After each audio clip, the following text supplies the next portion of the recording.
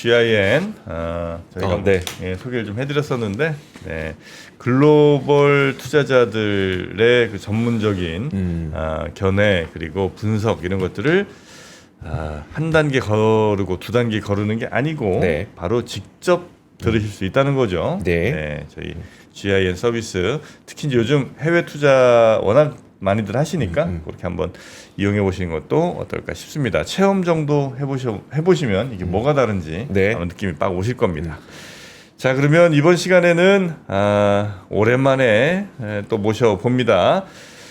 대한민국 새 정부도 이제 출범을 했는데 과연 오늘부터의 투자는 또 뭐가 좀 달라져야 되는지 아니면 시장은 또 어떤 색깔을 띠게 될지 윤지호 경제평론가님과 함께 이야기 나누겠습니다. 어서 오십시오. 어서 오세요. 네, 안녕하십니까? 네, 반갑습니다. 네. 윤 평론가님으로 이제 가시는 거예요? 뭐 윤쌤으로 하시면 편합니다. 윤쌤. 그렇죠. 네. 윤쌤. 아니면 윤쌤 어때요? 쌤. 윤쌤. 아유, 무슨 뭐 제가 선생님을 되게 네, 알겠습니다. 여튼 윤지호 평론가님과 함께 지금 이제 새 정부가 오늘 아침 6시 21분인가 그렇죠. 그렇게 아마 시작이 된 것 같고요. 달라집니까? 우리 시장이? 그러니까 제가 많이 예상은 좀 됐던 상황이라. 그렇죠. 우리 정프로님 뵌 지는 좀 오래됐는데 가끔 3프로에도 저녁에 나와서 좀 말씀드린 적이 있고 뭐 작년에 이제 제가 여의도 떠난 뒤에 올해 시장을 바라봤을 때 상당히 기대가 높다고 좀 강조를 해드렸는데 이제부터가 중요하겠죠. 지금까지 이제 좀 기대를 반영해 올라왔는데 제가 드리고 싶은 말씀은 제가 오늘 제목을 주식의 시대라는 단어를 썼어요. 오늘 왜냐면 3% 오면서 생각이 난 게 제가 그 코로나 이후에 장이 꽤 올라왔을 때 그 당시에 여기 김프로님이랑 같이 공저로 주식의 시대 투자의 자세라는 책을 썼었거든요. 네, 맞습니다. 우리가 그때 주식의 시대가 열릴 줄 알았지만 미완이었죠. 왜 미완이었는가를 생각해 보면 결국 우리가 주식을 샀을 때 기본적인 우리들의 권리가 보장되지 않았기 때문에 굉장히 많은 투자분들이 실망을 하고 떠나고 오히려 그런 권리가 보장되는 시장으로 많이 떠났죠. 근데 우리가 여기서 미래를 속단할 수는 없지만 오늘 만약에 새로운 정부가 출범했는데 여태까지 지금까지 말해온 걸 보면 분명히 과거와 다르게 소위 거버너 개혁, 거버너 개혁은 의사결정 구조의 개혁을 의미하는 거고요. 지배구조라는 단어보다는 의사결정 구조가 좀 더 주주의 입장을 옹호하는 입장으로 진화한다면 사실 상당히 증시를 기대할 수 있겠죠. 그래서 제가 며칠 전에 매일경제인가에서 갑자기 전화가 와서 시장 어때 보이세요? 동일한 질문을 하셔서 뭐 제가 하는 말 중에 뭐 일단 3천 가겠지 않을까요? 이런 3천? 일단? 그러니까 뭐 좀 쉬었다 가든 뭐든 PBR 한 배거든요. 3천이? 뭐 한 배를 못 가란 법은 없겠죠. 이렇게 말씀드리면 또 증권 시장에 있던 사람들 나와서 또 장밋빛 미래 얘기한다 하겠지만 사실 우리나라가 다른 국가에 비해서 왜 이렇게 싸냐? 싼 건 다 알고 있는데 뭐 그러면 뭐 수익성이나 성장률이 안 좋은 건 맞아요. 근데 이제 뭐 유럽은 좋나요? 비슷하죠. 근데 이제 근본적으로 우리가 다른 국가들 좀 성장이 낮아지고 그런 국가들과의 차이가 뭐냐 하면 배당 성향이 낮은 거거든요. 그러니까 배당 성향이 낮고 또 계속해서 주식 수가 늘어나는 자사주 매수 소각이 없기 때문이다. 우리 다 알고 있잖아요. 근데 이러한 정책들이 구체화된다면 결국 뭐 당장은 기대가 좀 앞서 반영돼서 주가 변동성이 나오면 그때 아마 많은 분들이 이제라도 사야지 하고 들어오겠죠. 좀 시각을 뭐 저한테 한 달은 없더니까 두 달은 없더니까 그거보다는 결국 우리 시장 자체가 주식의 시대로 바뀌고 있는가 본다면 좀 그렇게 봅니다. 왜냐하면 뭐 하나만 더 첨부하자면 새로운 정부가 기조가 뭐 모든 걸 떠나서 투자자 입장에서 보면 부동산보다는 주식시장으로의 물꼬가 터지길 바라는 것 같아요. 여러 가지 뭐 인구나 선거 공학적 측면에서도 그렇고 그러한 측면에서 보더라도 이번에 어떤 주식시장에 대한 관심도 및 정책의 구체화 부분은 좀 기대해도 좋지 않나 이렇게 판단하고 있습니다. 그 전까지도 주식시장으로 좀 흐름을 바꾸려고 했던 정권이 저는 있었던 기억이 있긴 있거든요. 근데 좀 어려웠었는데 이번엔 좀 뭐가 달라질 것 같으세요? 이번엔 뭐가 다르면 가장 첫 번째는 원하는 것을 할 수 있다는 거죠. 그리고 예를 들어서 지금 이제 배당 부분의 정책을 바꾸려면 우리 다 알잖아요. 뭐 분리과세, 뭐 배당수도 분리과세. 그럼 당장 나오는 게 부자 감세 이야기일 거예요. 부자 감세 이야기 나오면 어떻게 보면 기존의 여당 약간 뭐 자유주의 정당 입장에서는 허용할 수 없는 정책이란 말이야. 네. 그거 항상 반대에 직면할 수밖에 없는데 이거 기대 사항이죠. 아마 이런 소위 배당소득 분리과세라든가 공제 확대라든가 대주주에 대한 특혜를 주는 부분에 대해서 만약에 약간 그 진보적인 쪽에서 해야 이게 가능하지 않을까요? 그러니까 게임 이론적으로 봤을 때 네. 할 수 있는 사람이 만약 해주냐가 중요했는데 의지를 표명했으니까 당내 반대에도 불구하고 지켜보려고 합니다. 과연 그러한 정책을 할 것이냐. 그렇게 된다면 왜 그럼 할 수 있냐. 그렇게 해야지만 중도층의 지지를 얻을 수 있기 때문에 정책은 어쩌면 약간 융합적으로 갈 수밖에 없는 상황이고요. 아까 그 과거 정부와 뭐가 다르냐. 과거에는 어쩌면 보면은 국민 대다수가 주식에 대한 관심도가 그리 높지는 않았죠. 그랬죠. 네. 근데 지금은 대선 국면에서 얼마나 특이합니까? 대선 후보가 많은 유튜버를 만나고 다닙니다. 네. 여기 정프로님도 만난 거 제가 뵀는데 네. 그리고 굉장히 구체적이에요. 네. 나는 여태까지 우리 시장에서 대통령 후보들이 후보 한 분이었지만 PBR 얘기하는 거 처음 들었거든요. 저도 리셋 센터장을 11년 했지만 네. 센터장이 대선 후보를 만난 것도 이번이 처음이었던 것 같고 뭐 이게 뭐 선이냐 악이냐 그건 다음 문제고 아까 무슨 차이가 있냐 물어보셨는데 굉장히 중시하고 있다는 건 확인된 겁니다. 다만 당내라던가 정책의 구체화 측면에서 본다면 굉장히 저항이 클 거예요. 왜냐하면 우리가 이제 당장 나오는 게 뭐 여러 가지 주주 가치를 우선으로 가면 오너들 입장에서 굉장히 불안해지거든요. 네. 탈출구도 마련해줘요. 됩니다. 예를 들어서 뭐 상속세에 대해서 여러 가지 좀 약간 다른 당근을 주든지 여러 가지 개편이 따르는 분야의 진통이 있겠지만 네. 최종적으로 가면 법이 중요한데 일단 어떻게 했던 간에 생정부랑 의회 권력까지 갖고 있기 때문에 네. 정권 초기에 시작할 수 있다는 게 매우 중요하겠죠. 과거에는 굉장히 눈치를 보는 상황이었다면 이번에는 다음 선거 전에 어떻게 보면 다음 선거에 이기기 위해서라도 부동산에서 주식으로의 자금의 물꼬를 트려야 할 것이고 또 정책들도 빠르게 의회에서 힘을 얻어서 추진하게 된다면 네. 주식 투자자 입장에서는 이러한 좋은 환경은 굉장히 드문 사례이기 때문에 과거와 다르다는 점을 강조드립니다. 일단은 뭐 그 대통령이 된 사람의 의지도 있고 또 해당 분야에 대한 이해도가 좀 비교적 굉장히 높은 편이라 네. 거기에 대해서는 좀 한번 기대를 해볼 법하지 않느냐 이 네. 정도 말씀으로 좀 이해를 해보도록 하고 또 아마 지금 현재 의회 권력도 이제 충분한 상황에서 이제 행정 권력까지 갖게 됐으니까 아마 법안이 처리되거나 하는 데 있어서는 굉장히 아마 속도가 좀 빠르게 나지 않을까. 뭐 이런 기대를 또 하시는 분들도 계시더라고요. 네. 그러니까 과거에는 뭐 국회에서 결정한 거가 뭐 대통령에 의해서 이렇게 뭐 거부가 된다든지 이런 일이 많았는데 이제는 이제 그럴 일이 거의 네. 없잖아요. 그래서 아마 그런 것들은 좀 빠르게 처리되지 않겠느냐 정도의 기대하시는 분들도 계시고, 근데 이제 공약이라고 할지 아니면 뭐 기대 뭐 전망 정도라고 해야 될지 하여튼 5천 얘기도 나왔었잖아요. 우리 네. 주가 지수. 그러니까 3천까지 가는 거는 뭐 PBR 한 번이니까 충분히 그거는 당선 내지는 어떤 뭐 약간의 의지로도 가능할 수 있다고 친다면 그 5천이라는 숫자는 조금 지나치게 낙관적인 거예요? 아니면 그것도 충분히 다른 나라랑 비교하면 뭐 어렵지 않은 수준이라고 보십니까? 되게 굉장히 곤란한 질문을 뭐 우리가 이제 이런 것을 바라볼 때 네. 그러면 우리가 궁금한 게 이거죠. 과거에 이런 사례가 있었는가 네. 해본다면 일단 전 세계에서 가장 우리나라 투자자분들도 지금도 선호하시는 네. 미국 증시를 보면 두 가지 특징이 있어요. 어떤 상황이 닥치면 돈을 푼다는 거죠. 네. 굉장히 과하게 돈을 풀었었어요. 네. 그리고 두 번째는 굉장히 기업들이 투자도 많이 하지만 네. 자기들이 번 돈의 상당수를 주주에게 돌려주거나 어쩌면 주식수를 줄여오는 정책을 취해왔죠. 네. 네.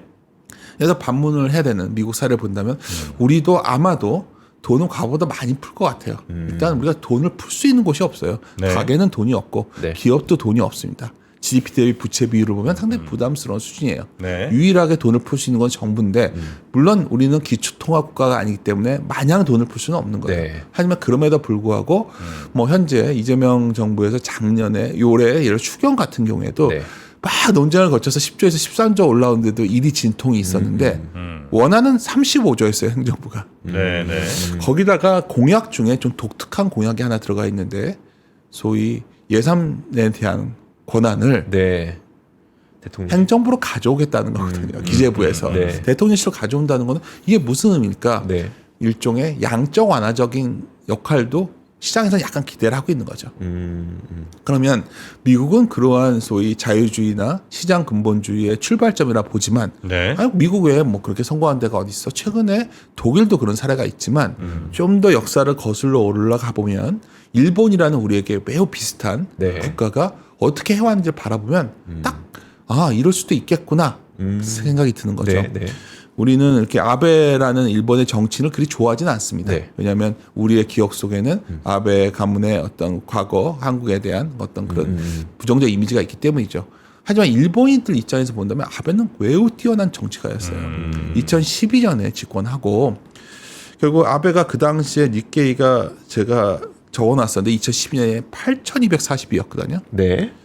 근데 2014년에 18,000을 확 올라가요. 두 배가 떴죠. 네. 그리고 또 하나는 2024년 7월에 42,000까지 올라갑니다. 과거 버블 고점을 뚫었었어요. 네. 그러면 아베가 2012년 집권 이후에 아베부터 뭐 기시다까지 나오는 소위 일본의 자본시장 계약은 무엇이었냐는 거예요. 네. 네. 제가 최근에 이걸 매우 여러 군데서 강연도 하고 강조를 드리는데 일본도 그 이전 10년 동안 무슨 일을 해도 돈을 풀고 아무리 해도 지금까 박스권을 벗어나지 못했어요. 네. 그냥 빙하기에 갇혔다는 표현을 썼었는데 아베가 이제 뭐 세 가지 화살로 해서 돈만 푼 걸로 알고 있지만 네. 돈을 풀어도 일본도 잘 안 됐거든요. 그래서 생각했던 게 아까 강조드렸던 자본시장 개혁이었고 자본시장 개혁의 핵심은 다른 게 아니라 뭐 온갖 제도가 있겠죠. 근데 문 제도의 중심에 뭐가 있을까요? 결국 아까 말했던 거버넌스 개혁이에요. 네. 네. 거버넌스는 지배 구조가 아닌 다시 말씀드리면 기업 의사 결정 구조의 개혁이라는 거예요. 기업의 의사 결정 구조를 할 때 물론 지배주주의 입장도 매우 중요하지만 네. 그래도 주주들의 입장도 고려해서 판단해야 되고 주주들에게 반하는 행동을 하면 페널티가 나가야 되는 거죠. 밸류업이 한계였던 거는 밸류업은 그냥 자율적인 거였어요. 네. 근데 일본의 정책은 강제적이었어요. 당근이 아닌 채찍도 있었다는 거죠. 그래서 예를 들어서 그 당시에 일본 같은 경우에 2014년에 제가 이제 자주 강조드렸던 것 중에 이토라는 교수가 계세요. 네. 그분이 어떤 보고서를 내놨는데 일본도 이런 식으로 자본시장, 소위 거버넌스 개혁을 하면 네. 좋아진다고 주장을 했고 14년에 일단 18,000이 됐던 거죠. 그 뒤에 계속 추진해 오면서 실질적으로 일본 증시는 과거에 비해서 주주들에 대한 경시가 매우 힘들어졌어요. 네네. 대표적인 증거를 하나 말씀드릴게요. 우리도 최근에 보면 작년에 민주당에서 소위 밸류업 이전에 코리아 부스트업이라는 게 나왔어요. 사실 굉장히 경악을 했죠. 뭐 그 정도까지 가면 사실 우리나라 현재 다른 보완이 없기에 그렇게 가면 굉장히 저항이 클 거예요. 예를 들어서 그 내용에는 감사위원 분리 선출이 들어가 있고 네. 대기업 집중 투표가 들어가 있고 근데요 중요한 게 독립 이사 선임의 의무화 사항이 들어가 있어요. 이게 왜 중요하냐면 아까 기업 의사 결정 구조에 소위 오너 가문들의 지배를 받지 않는 이사가 들어간다는 거잖아요. 네네. 근데 예를 들어서 2015년 말에 독립 사회 이사 비율이 일본이 3분의 1 이상인 기업이 12%밖에 안 됐어요. 네네. 근데 2023년 말에 이게 몇 프로까지 올라왔냐면 95%까지 올라왔고요. 다 했네요.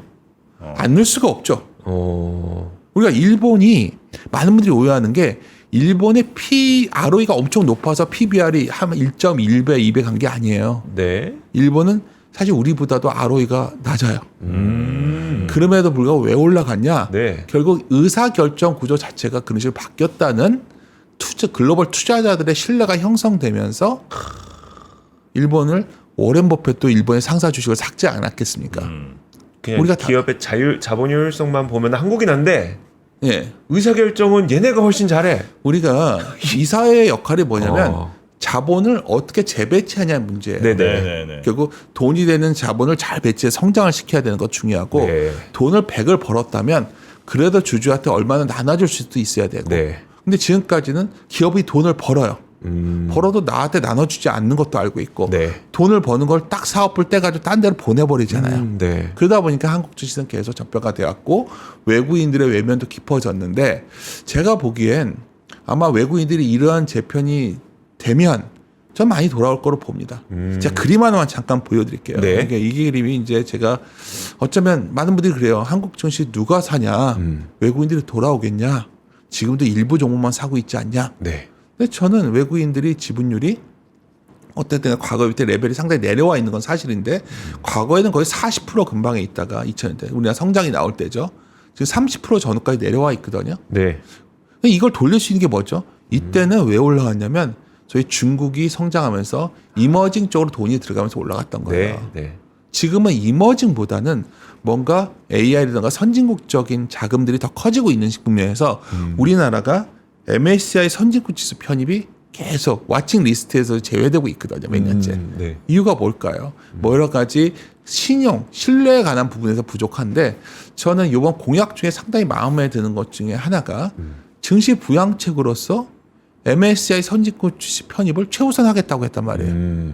그러면 그렇게 된다면 지수 편입이 된다면 외국인들이 아마 지금 아마 계속해서 이제 한국에 많은 소위 투자기관, 펀드들의 연락이 올 거로 저는 봅니다. 연락이 가서 뭐 어느 나라 연극임인데 한국 너네 투자하려고 하는데 어느 거 너네 포트폴리오 어때? 아마 네, 이런 네. 거 하지 않을까?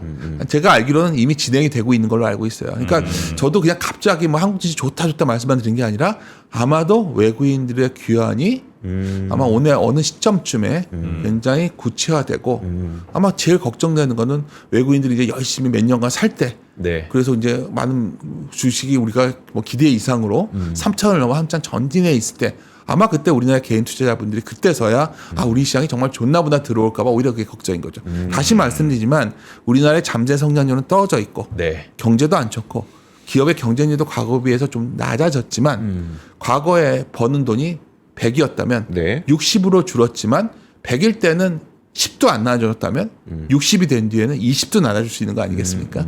이게 변했다는 측면에서 주식 투자자의 시각, 아까 주식의 시대가 열렸다. 네. 이런 말씀을 다시 한번 강조드렸던 그 이유는 이러한 변화의 가능성 때문입니다. 저 일본의 그 변화를 실제 체감을 못했었잖아요. 우리나라 분들은 사실 체감하기 네. 상당히 힘들고 그러다가 딱 하나의 그러니까 티핑 포인트가 됐던 건 저는 2023년에 거래소에서 야, PBR을 한 배나 아예 뭐 그 퇴출시킬 거야, 막 이런 식의 어떤 그가 있으면서 일본도 뭐 계속해서 기업 가치가 높아진다 이런 얘기로 저는 이해를 했었는데 말씀하신 거 들어보니까 이 준비 작업은 2014년부터 있었던 거잖아요. 12년부터 시작이 됐고요. 12년부터 시작. 2014년에 확 올라왔던 거는 방향이 정해진 거죠.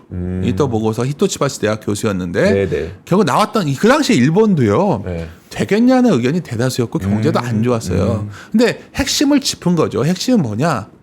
거버넌스 개혁이에요. 우리가 자꾸 이거를 시선을 뭐 무슨 법안이 처리되면 잘 될 것이다. 무슨 제도가 들어오면 잘 될 네. 것이다. 이거에 앞서서 결국 우리가 투자한 대리인들이 이 사회가 소위 가족 자본의 지배를 받지 않고 주주들의 입장에서 얘기를 해줄 이 사회가 구성되냐에 달려있지 네. 대변까지는 아니지만 만약 주주들의 이익에 반하는 행동을 하면 네. 배임 행위로 문제가 된다는 게 생긴다면 이 사회 구성이 달라지지 않을까요?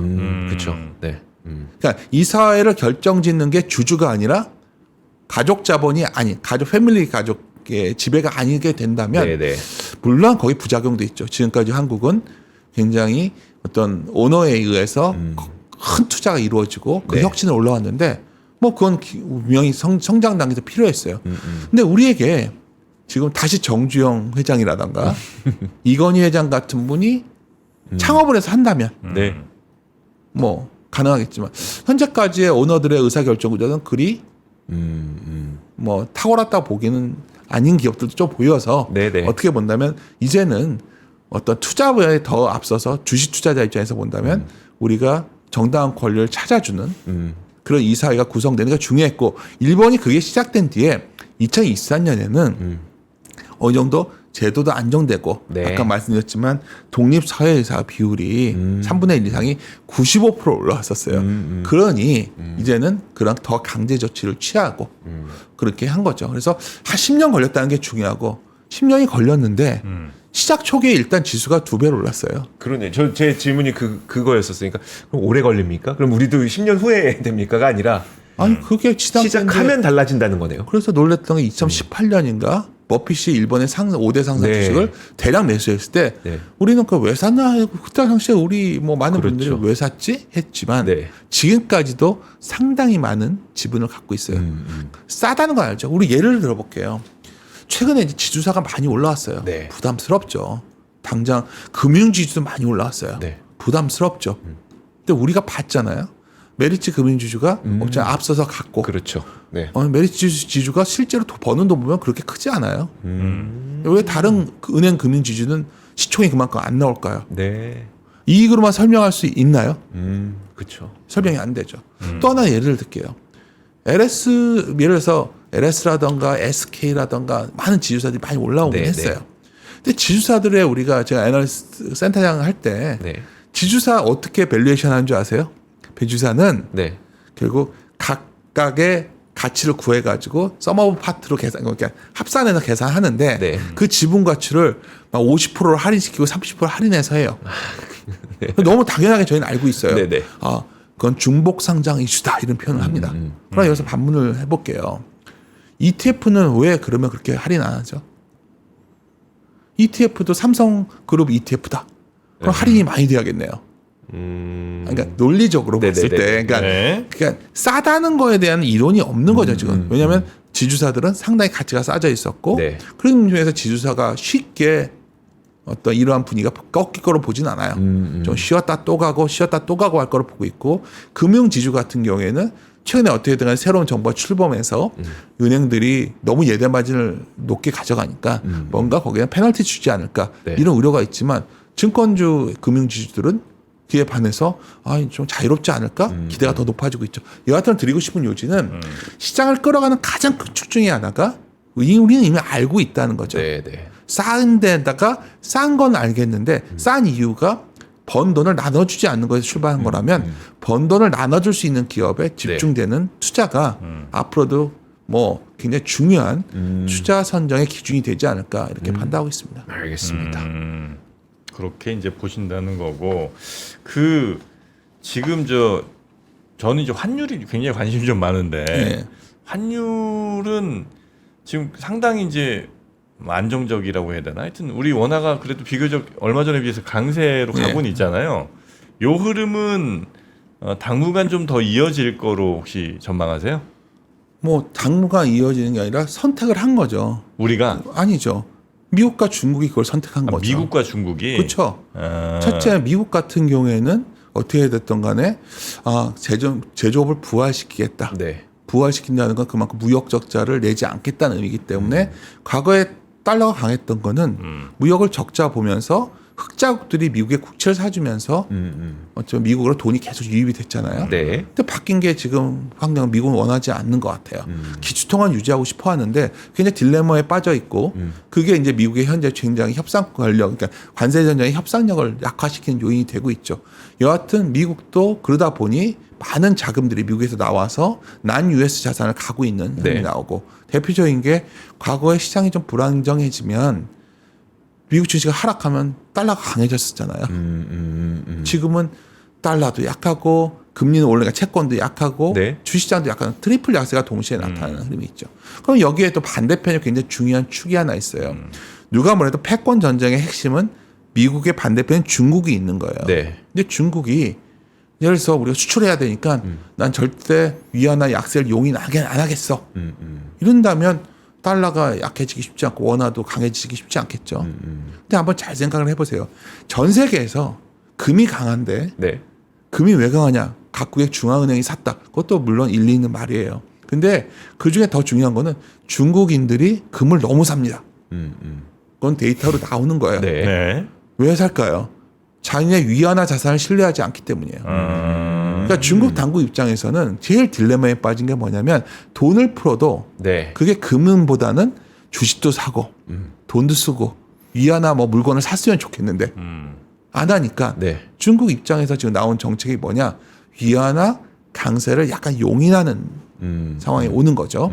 그래야 내수도 진작되니까. 그러다 보니까 중국의 내수 관련주도 좀 움직이고 했던 건데 네네. 이러한 축에서 본다면 원화가 자꾸 지금 다시 뭐 1,400원 근처 간다 뭐 여러 가지 얘기를 하지만 저는 원래 제가 작년 말부터 원화는 1,300원 초까지는 일단 갈 거다라고 강조를 드렸는데 네네. 뭐 이러다 보면 1,300원 깨질 수도 있는 거 아니겠어요? 이 말씀이 항상 나오는 말.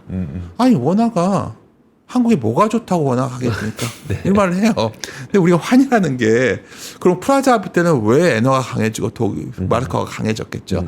그 환은 기본적으로 글로벌 정치 정세 및 여러 형태의 합의의 부산물이 될 확률이 네, 높아요. 네. 그러한 측면에서 본다면 원화는 좀 더 강해질 거로 보고 그림 하나 보여드리면 제가 이제 많은 분들이 이래요. 원화가 강해지면 수출주가 안 좋지 않냐.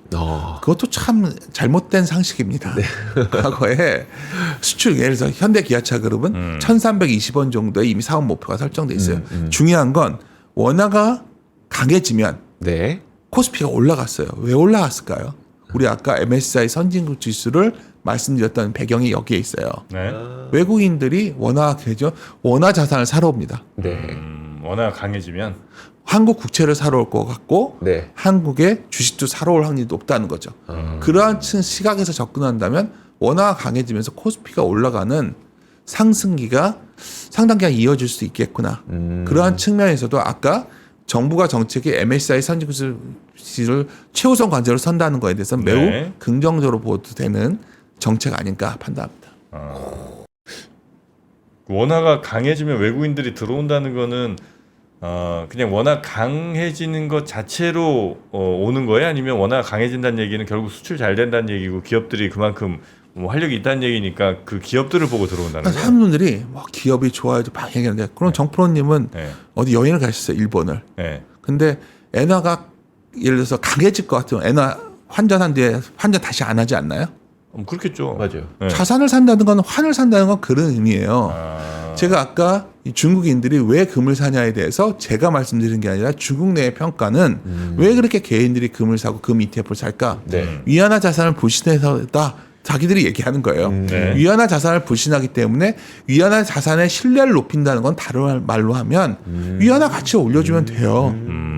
일본 우리의 위안화와 한국의 원화는 상관계수가 0.75입니다. 네. 그러니까 위안화가 강해지면 한국 원화도 강해지겠죠. 근데 거기서 그러면 중국이 지금 경제가 엄청 좋아져서 위안화가 강해지라고 뭐 강해지면 당연히 더 좋아지겠지만 네. 결국 말씀드리지만 이 자산 환이 강해지는 네. 절상되는 자산을 그 유도로 유동성들이 가는 거는 지금까지 계속 그래 왔어요. 그러니까 원화가 강해진다는 거는 원화 한국 경제 별론데 원화 강해지면 그래도 원화 자산 좀 갖고 있어야 되지 않을까? 반대로 말씀드릴게요. 미국 증시가 예전보다 약간 주춤했는데 좀 올라왔죠. 네. 하지만 작년 말에 만약에 1,450원일 때 미국 주식을 샀다면 환에서만 10%가 터질 수 있는 거예요. 각자 계좌를 보시면 이해하실 거예요. 글로벌 투자자들도 네. 동일한 고민에 빠져 있고 결국 그거는 비달러화 자산에 대한 투자로 지금 이미 유동성이 흐르고 있다. 이렇게 판단하시면 될 것 같습니다.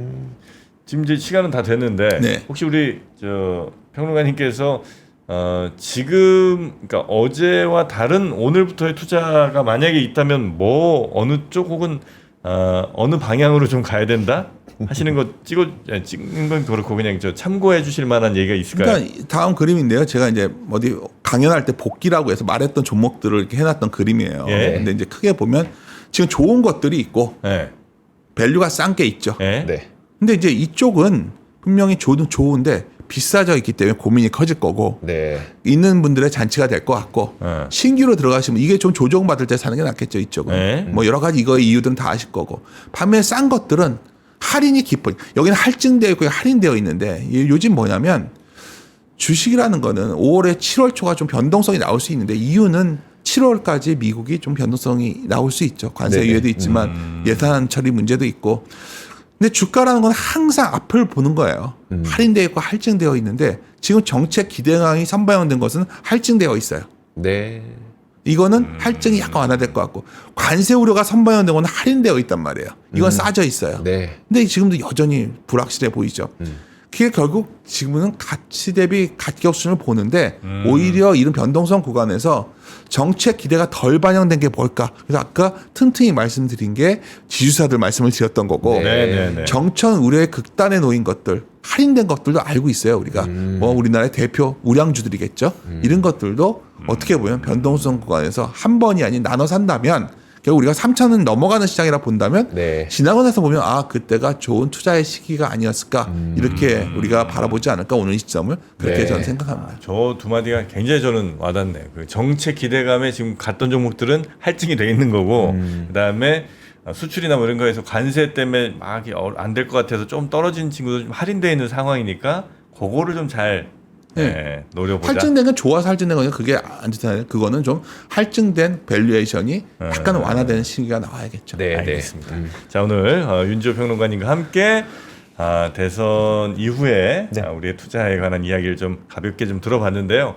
언제 좀 시간이 허락되신다면 좀 찐득하게 같이 시간을 좀 오래 이야기 좀 나눴으면 좋겠다는 생각이 좀 듭니다. 오늘 아침은 여기서 마무리하도록 하겠습니다. 대단히 고맙습니다. 감사합니다. 네.